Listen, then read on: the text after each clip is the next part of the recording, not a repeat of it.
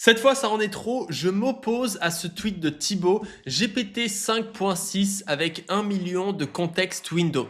C'est ce qu'il nous propose ici, qui fonctionne avec les API keys jusqu'à maintenant. Mais maintenant, ça fonctionne aussi avec l'usage ChatGPT. Le même warning est là, c'est-à-dire que on peut utiliser maintenant GPT avec 1 million de tokens context window juste ici. Il suffit de rajouter ces paramètres-là, mais je vais être honnête avec toi, je te déconseille fortement de réaliser ça pour plein de raisons. Et la plus importante, c'est les raisons du coût et du prix que ça va coûter.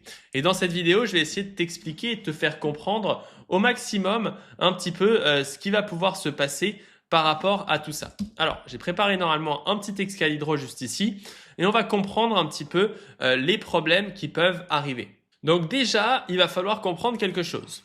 Dans le pricing de Sol, on va avoir deux choses différentes avec des prix qui sont pas du tout les mêmes. On a le contexte qui est en dessous de 272 tokens, 1000 tokens, avec ici input 5 $, output 30 $.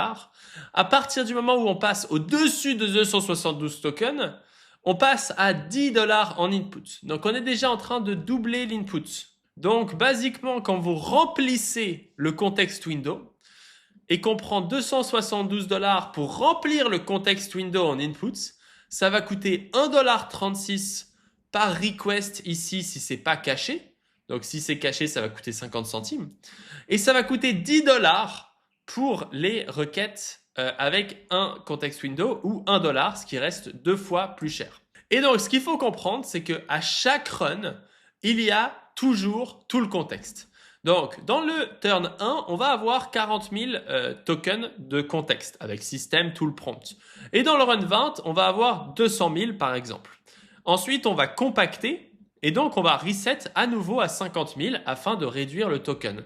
Sans compact et avec un contexte à 1 million, eh ben, on peut ramper jusqu'à 1 million. Et donc, ce qu'on va faire, c'est qu'à chaque turn, quand vous avez par exemple 800K tokens, à chaque turn, vous payez environ 80 centimes. Ok, à chaque turn. Et il faut savoir qu'il y a beaucoup de turns. À chaque tool request, vous payez 80 centimes.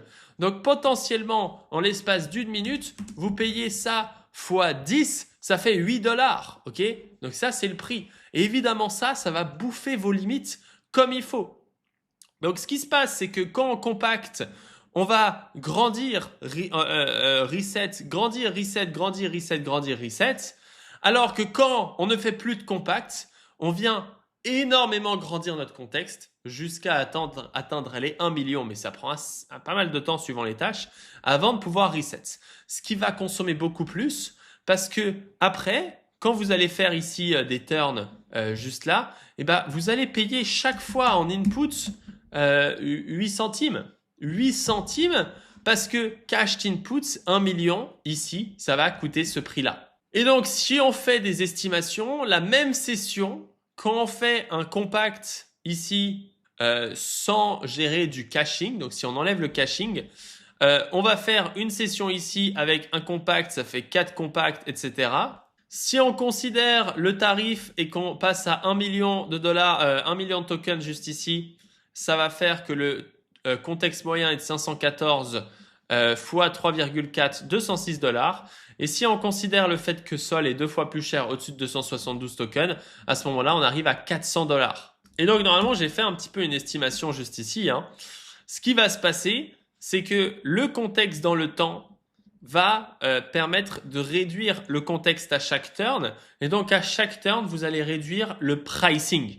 Et donc, si ici, on fait le coût cumulé sans prendre en compte le caged token, donc je vais lui demander de faire un graphe. Fais un graphe avec les caged tokens et aussi un moyen de over.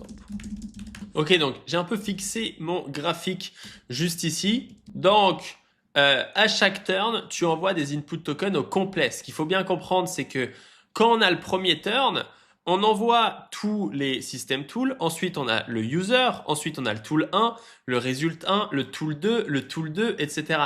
Et chaque fois, on envoie tous les tokens, ok? Donc ici, on envoie 58 000 tokens et c'est ça qu'on va payer en input token. Alors certes, on va avoir du tool caching, ce qui va optimiser légèrement les prix, mais pas légèrement, qui optimise incroyablement les prix. Si on ne fait pas du tool caching, c'est simple, on ne pourrait pas l'abonnement Codex serait terminé en une journée, mais c'est sûr, parce que le tool caching divise le prix par 10.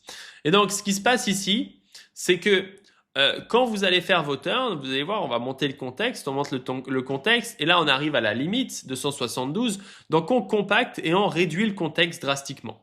Sauf que ici, on a Sol qui maintenant coûte 2 fois plus cher, donc on continue, et vous voyez que ici, avec le 1 million de tokens juste ici, on augmente à chaque turn à 14 centimes pour le compact, avec 272 000 tokens, et on augmente à 52 centimes ici.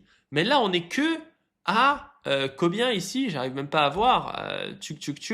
On n'est que au deuxième compact. Donc on continue, on arrive ici, on est full, on compacte à nouveau. Et là, à chaque turn, à chaque tool call, on paye 12 centimes ou 78 centimes. On est sur un prix qui est énorme. Et plus on augmente, plus ça augmente, jusqu'à arriver ici à avoir un contexte de presque 1 million où on va payer plus d'$1 par tool call, ce qui va évidemment faire exploser les prix avant d'avoir un prix qui va chuter évidemment parce qu'on va compacter ce token juste ici. Donc quand on compacte, en fait, le contexte moyen ici coûte 153 000, alors qu'avec 1 million, ça va coûter 514, on va avoir un contexte moyen de 514 000. Donc, input plus cash, ça va être ici 26 $ si on considère le prix général, et si on considère le prix 2 fois à partir de blablabla, comme je t'ai expliqué avant, on arrive à 49 $. Donc, l'impact, c'est que vous passez de 1 à 2 fois plus cher, et en réalité, si vous passez la contexte à 1 million de tokens maintenant, vous passez à 4 fois plus cher. Et c'est pour ça que les limites Codex étaient plus intéressantes. En réalité, j'avais déjà fait le test dans une autre vidéo, la différence avec Codex par rapport à l'époque à Opus, etc., et pourquoi on avait ce feeling qu'il y avait plus de tokens, en fait, c'est principalement parce que on avait, avec Codex, un compact plus rapide. Plus on compacte, moins on paye cher. Ok, hein. Donc, monter votre token à 1 million est pour moi une très mauvaise idée. Donc typiquement, j'avais trouvé ça quand j'avais fait les résultats et j'avais fait l'analyse ici des 2 abonnements en comparant un petit peu les résultats que je pouvais avoir. Et on se retrouvait avec une valeur de Claude Max en moyenne beaucoup plus élevée. Mais ce qu'on se rendait compte, c'est que quand on checkait à quoi servait chacun de ces tokens, la majorité de la valeur n'était du cash, pas du travail. Quand on regarde les 2 abonnements, on se rend compte qu'avec Codex, on a le même nombre de output tokens, mais qu'à l'époque, on avait beaucoup plus de cash avec Claude que ici, ce qui faisait exploser les coûts. Exploser. Parce qu'on avait du cash reread à 50 centimes et du first cash input cash write ici qui coûtait énormément plus cher. Pourquoi? Parce qu'on a 1 million de tokens d'un côté, on en a 250, 237, 278, je sais plus exactement, on va dire 200 000 en moyenne de l'autre côté. Et ça change tout sur les coûts, ça change tout. Et donc on se retrouvait ici avec un delta de 2, parce que on a d'un côté quelque chose qui utilise 1 million de tokens et d'un côté quelque chose qui en utilise d'autres. En plus de ça, le deuxième point de tout ça, c'est le sweet spot. Matt Pocock appelle ça la smart zone, j'appelle ça le sweet spot. Je devrais peut-être faire aussi un article juste ici. Mais donc ici, ce qui se passe, c'est que plus on augmente la taille du contexte, plus on arrive dans une dub zone, slopier, forgetful qui fait plus d'erreurs, et on a plus d'hallucinations. Donc le même modèle avec plus de contexte a une dégradation de l'attention. C'est assez logique, c'est comme ça que le modèle fonctionne. Il a une logique d'attention. Plus il y a de tokens, plus c'est compliqué pour les algorithmes de comprendre ce qui se passe. Et donc, Dubzone commence à partir de 125 000 à 150 000 tokens. Je suis pas d'accord avec ça. mais je pense que jusqu'à 272 000 tokens, on est pas mal. Et donc la Smart Zone, c'est tout ce qui est en dessous. Donc en plus de venir payer plus cher, vous avez des chances à mitiger, mais d'arriver dans la dub zone. Donc qu'est-ce qui se passe? On a ici le nombre de contextes, donc token. En haut, on a 1 million.